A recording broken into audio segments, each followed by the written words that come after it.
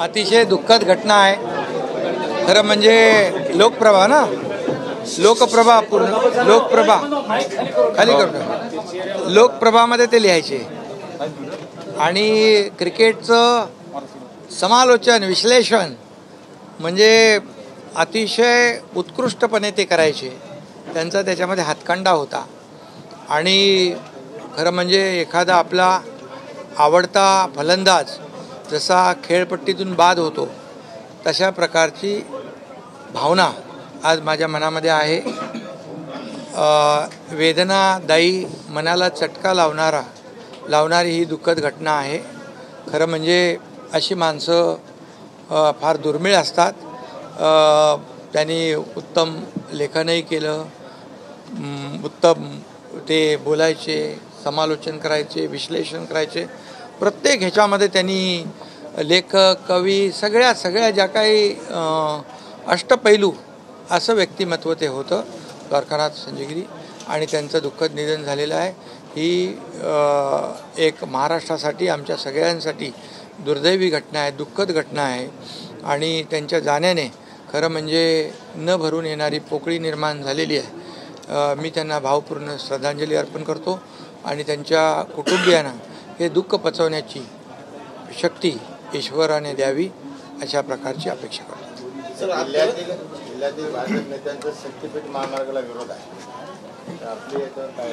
शक्तिपीठ महामार्ग बघा, समृद्धी महामार्ग आम्ही केला नागपूर मुंबई नागपूर.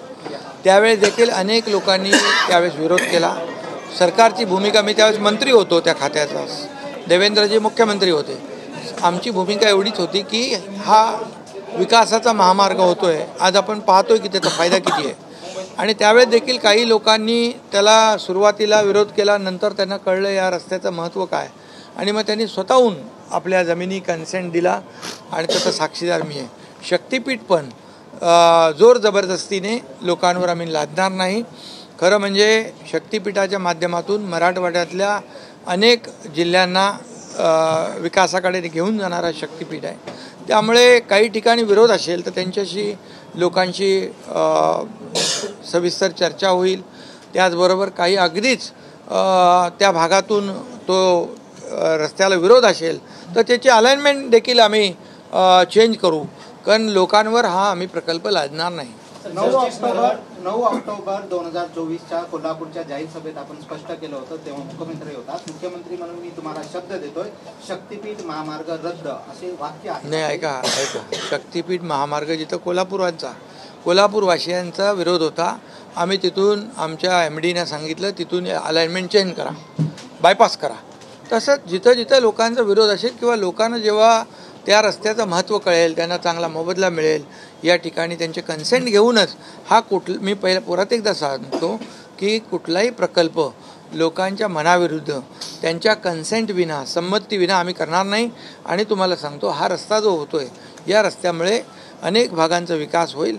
पण ज्या ठिकाणी अलाइनमेंट चेंज करण्याची आवश्यकता आहे त्याचाही विचार आम्ही पब्लिक डोमेन मध्ये काढलेला आहे. कोल्हापूरचे जस्टिस नरवाडेंनी ते म्हणतात की या शक्तिपीठ महामार्गामुळे कुठलाही फायदा होणार नाही, केवळ मद्यपींचा फायदा होणार आहे, गोव्याला जाणार असं ते अहवाल. ठीक आहे, तो अहवाल आपण बघू. आता आम्ही बघा, हे कोणासाठी, जनतेसाठी काम 2.5 वर्षात तुम्ही काम केलं ना. आम्ही विकासाचे प्रकल्प बंद पाडले होते, ते सुरू केले की नाही.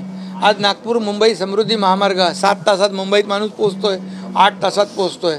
आता तुम्हाला इथून नांदेडमधून देखील आपल्याला नांदेड जालना जो होतोय तर, आणि आता तुम्ही मुंबईला 6 तासात पोचाल. तर त्यामुळे या रस्ते कनेक्टिव्हिटी महत्त्वाची आहे आणि ती सर्वसामान्य लोकांसाठी आहे. म्हणून प्रकल्प आम्ही जे मराठवाडा वॉटर ग्रीड बंद पाडलं होतं, जलयुक्त शिवार बंद पाडलं होतं, देवेंद्रजी मुख्यमंत्री असताना चालू केलं, नंतर महाविकास आघाडीने बंद केलं, मी मुख्यमंत्री झालो ते पुन्हा सुरू केलं. शेतकऱ्यांसाठी आहे, ते कष्टकऱ्यांसाठी आहे, राज्यातल्या जनतेसाठी आहे. एकीकडे विकास प्रकल्प आम्ही केले, दुसरीकडे लोकाभिमुख कल्याणकारी योजना आम्ही केल्या. या दोघांची सांगड घातली म्हणून तर एवढा मोठा विजय मिळाला, लँडस्लाईड मॅन्डेट मिळालं. आणि म्हणून बिलकुल याच्यामध्ये जनतेच्या मनाच्या विरुद्ध सरकार नाही, हे सर्वसामान्य जनतेचं सरकार आहे. शिवभोजन योजना बंद होणार आहे. शिवभोजन योजना बंद. तुम्हाला एकच सांगतो, अशा बातम्या खूप चालू आहेत की लाडकी बहीण योजना बंद होणार, लाडका भाऊ बंद होणार. हे तुम्हाला मी सांगतो, ज्या योजना आम्ही सुरू केल्या सरकारने सर्वसामान्यांच्या जीवनाला आधार देण्यासाठी, त्या कुठल्याही योजना बंद होणार नाहीत एवढं मी सांगतो। देवेंद्र फडणवीस आप नाराज चल रहे हैं ऐसा बताया जा रहा है। और दूसरा सवाल ये, आपको किसने बताया है? बीएमसी चुनाव में भारतीय जनता पार्टी अपना मेयर बनाने की कोशिश कर रही है। अरे भाई, अभी बीएमसी चुनाव भी नहीं लगे, उसकी घोषणा भी नहीं हुई, तो मेयर कहाँ से होता है? आपको क्या खबर किसने दिया है कि मैं उनसे नाराज़ हूँ करके? अभी हम लोग परसों कैबिनेट में बैठे थे, कई विषय पर चर्चा हुई, कई निर्णय लिए, काही निर्णय चांगले आम्ही घेतलेत।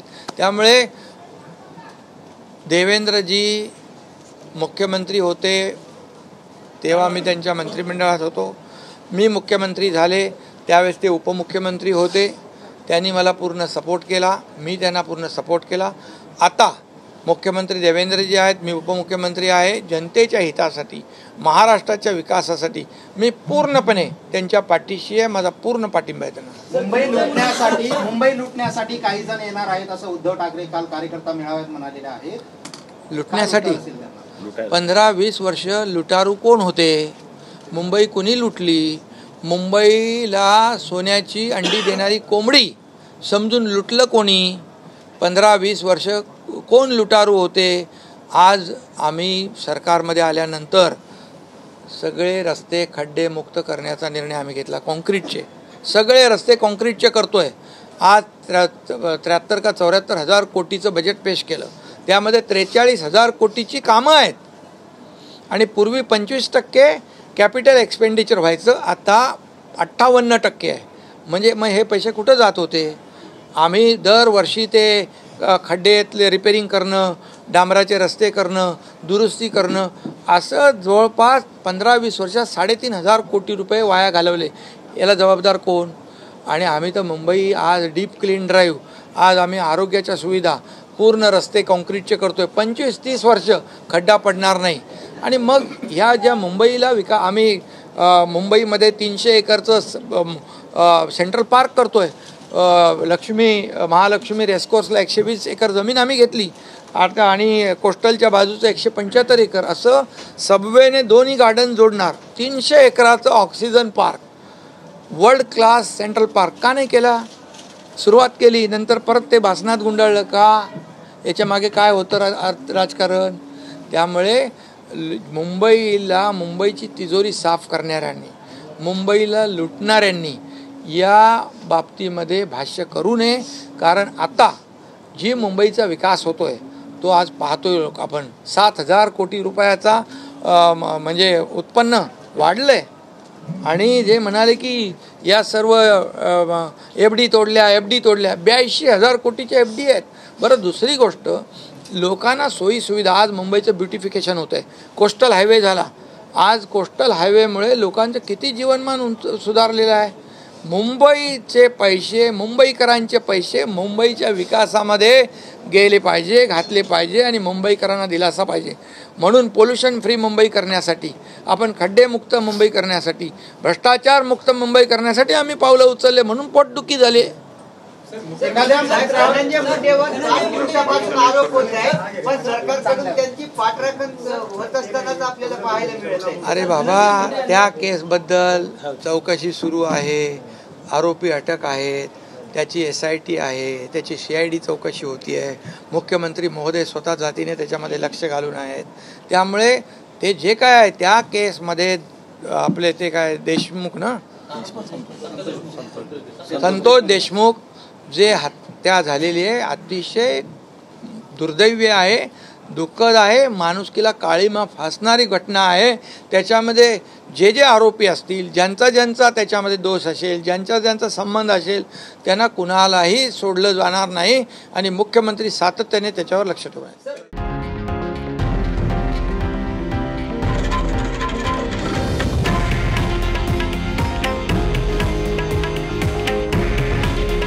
हे आहे देशातील नंबर 1 न्यूज नेटवर्क आणि आपण पाहत आहात TV9 मराठी। काळजी तुमची, हित महाराष्ट्राचं।